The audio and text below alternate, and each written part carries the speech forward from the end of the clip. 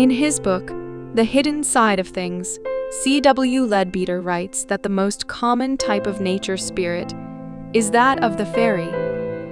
Yet there are various forms that fairies can take. Fairies are of different races and tribes, according to Leadbeater. Each group takes on varied appearances due to the localities where they live.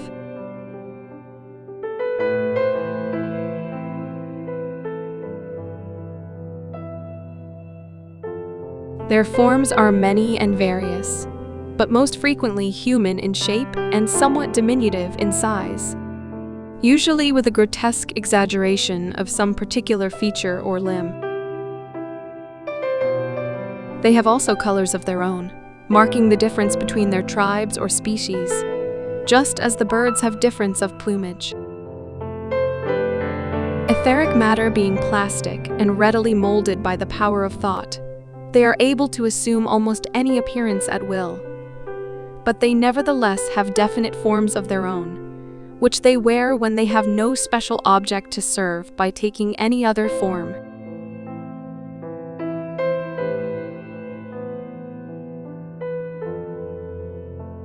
The predominant types of the different parts of the world are usually clearly distinguishable and, in a sense, characteristic.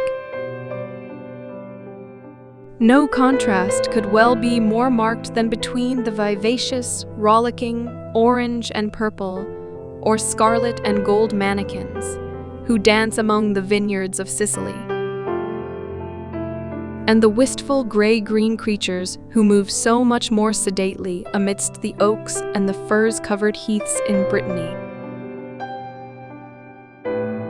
or the golden-brown good people who haunt the hillsides of Scotland. In England, the emerald green variety is probably the commonest, and I have seen it also in the woods of France and Belgium, in Massachusetts, and on the banks of the Niagara River.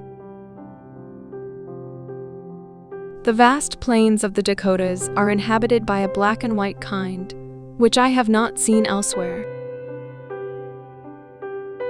And California rejoices in a lovely white and gold species, which also appears to be unique.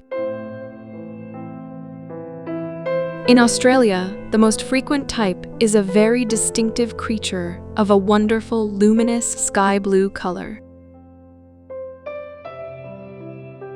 But there is a wide diversity between the etheric inhabitants of New South Wales or Victoria and those of tropical northern Queensland. Java seems specially prolific in these graceful creatures, and the kinds most common there are two distinct types, both monochromatic, one indigo blue with faint metallic gleamings, and the other a study in all known shades of yellow, quaint but wonderfully effective and attractive. A striking local variety is gaudily ringed with alternative bars of green and yellow, like a football jersey.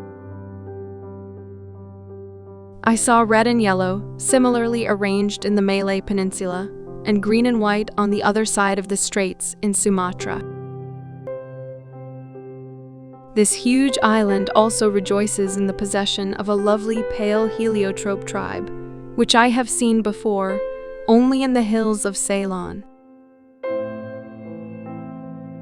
Down in New Zealand, their speciality is a deep blue, shot with silver.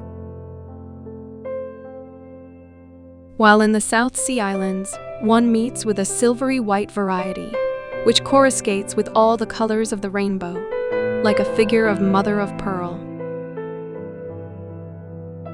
In India, we find all sorts from the delicate rose and pale green, or pale blue and primrose of the hill country, to the rich medley of gorgeously gleaming colors almost barbaric in their intensity and profusion, which is characteristic of the plains. In some parts of that marvelous country, I have seen the black and gold type, which is more usually associated with the African desert. Also a species which resembles a statuette made out of a gleaming crimson metal, such as was the orichalcum of the Atlanteans. Somewhat akin to this last is a curious variety which looks as though cast out of bronze and burnished. It appears to make its home in the immediate neighborhood of volcanic disturbances.